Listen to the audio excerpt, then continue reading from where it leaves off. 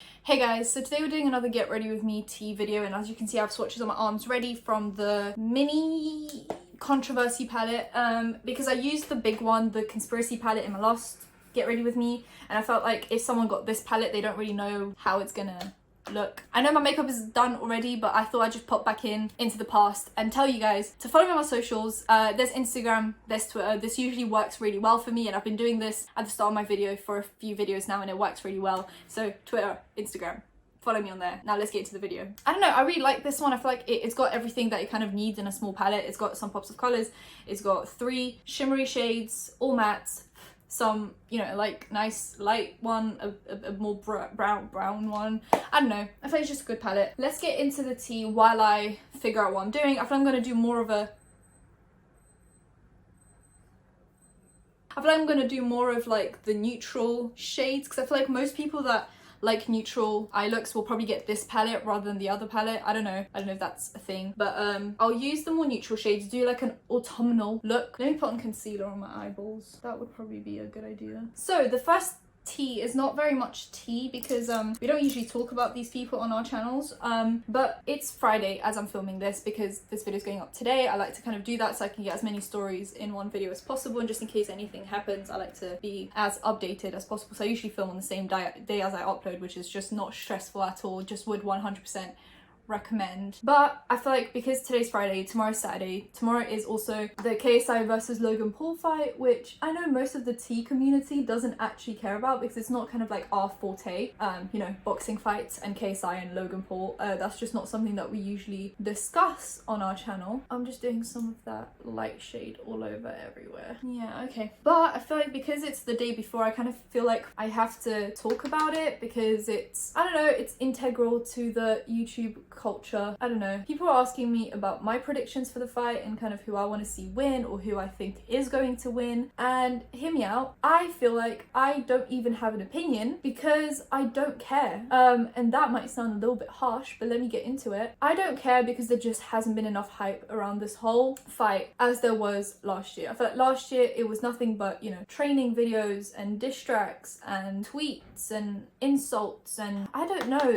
I feel like when they started making this more professional is where it went downhill. I just can't see myself being as excited as I was last year, mainly because I don't actually care about KSI or Logan Paul. I'm not a huge fan of either, and I don't actually hate either all that much. So I feel like all I had last year to get me excited is like all the build up to the fight and kind of like the universal hype. But this year, not only do I still not care about KSI or Logan Paul, I also just have nothing to build up the hype for me. So essentially what I have is nothing. Who do I think is gonna win? I don't know. At this point, I don't know. Maybe Logan Paul, maybe KSI. I feel like Logan Paul's huge. He looks like he's got a lot of muscle on him, but I guess they both do because that's what boxers do, right? I don't care. Whichever one wins, we'll of course talk about it for the next year at least, and the one that loses will be the laughing stock for at least a year or so. I mean, we saw what happened to Joella. It took him a while to get out of that, and yeah, I just think I'll just watch the fight and root for absolutely no one because I don't care, and whoever one wins I guess. I feel like they should have kept this as a YouTube event more than anything, and now they've kind of tried to make it more professional and make it more boxery, and there's not many, if any, YouTubers on the undercard, unlike last year, which means not only are their YouTube fans paying more for pay-per-view, they're also getting less because most of them are not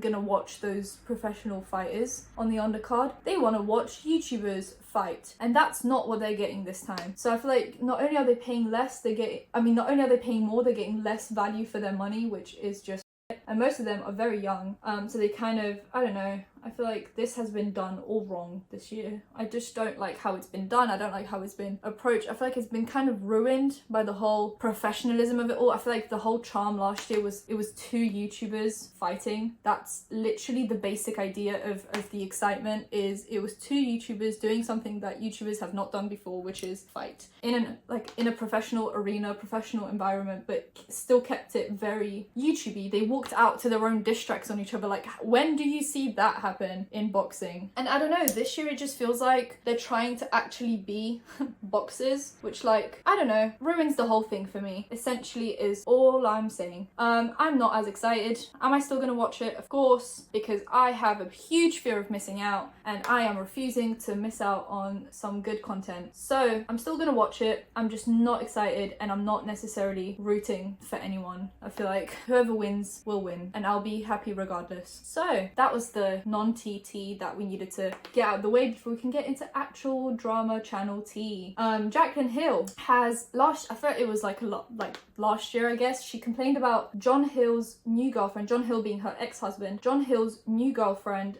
starting a YouTube channel, and she was very upset about it, and she said it made her feel uncomfortable. And now her new boyfriend, who was also John Hill's ex-best friend, that's a whole situation in itself, is starting a cooking channel, so that's really cool. I'm glad she is, as always, just non-hypocritical.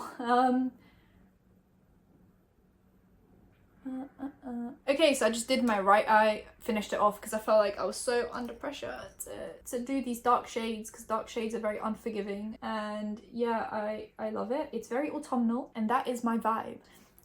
That's the eye. It looks wonderful. Great, let's do the other eye now. Hopefully I can get it done on camera while talking, because that's the whole point of these get ready with me's, but I just got very stressed out. Anyway, people are basically just saying that Jaclyn Hill is a hypocrite, because how can you complain about someone's girlfriend being a YouTuber when your boyfriend is now a YouTuber too? And he used to be John Hill's best friend, so that's cool. Now, next story. James Charles has apparently been shaded by Morphe, which I don't see, and let me tell you why.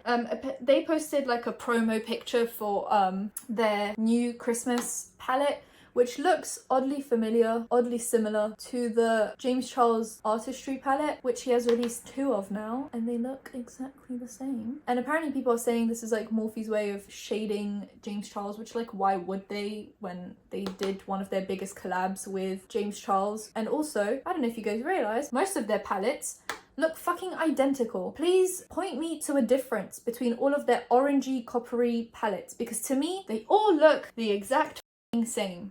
So is this shade, or is this just Morphe being unoriginal? You let me know, because I think this is just them being unoriginal, like always. I find them so boring is probably the best answer for this. Uh-oh, I smudged. Okay, I just cleaned up my makeup just so that there's more of a crisp line, because that's kind of what I enjoy with looks like these. Now I'm gonna do the under eye bit on my other eye.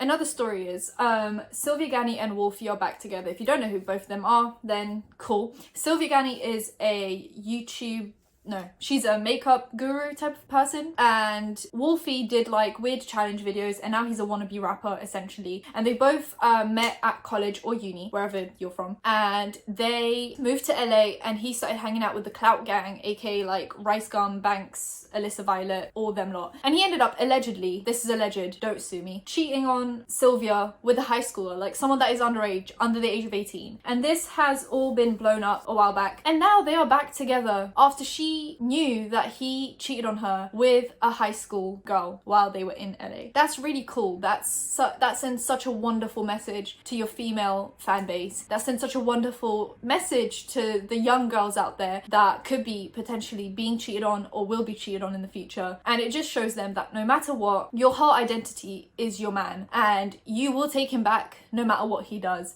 And what you have just proven to him is that no matter what he does, you will take him back. So if he cheats on you with another high school girl, you will take him back. He's got the green light, the go, to do whatever the fuck he wants. And that is the message you are sending to your young fan base. It is disgusting because of the allegations that came out with all of this. And I couldn't look at him the same way anymore, and I felt so bad for Sylvia. And now, you know what, she put herself back in that situation. So whatever happens now, happens, I guess. But it's just awful that this is the message that she is sending to her young fans. She could have just kept this a secret at the end of the day. I don't know. Do whatever you want with your life, but don't make young people make bad decisions because you feel the need to make bad decisions. Now, as I'm using this makeup palette, oh no, as I'm using this makeup palette, essentially people are getting their makeup palettes from Shane Dawson and Jeffree Star from multiple different places where they have ordered. There are no problems with the ones coming from Morphe or the Jeffree Star cosmetics store, but the ones coming from Beauty Bay are coming in smashed, which this isn't a Shane Dawson or Jeffree Star issue. Well, essentially it is because it is their brand, but this isn't something that they have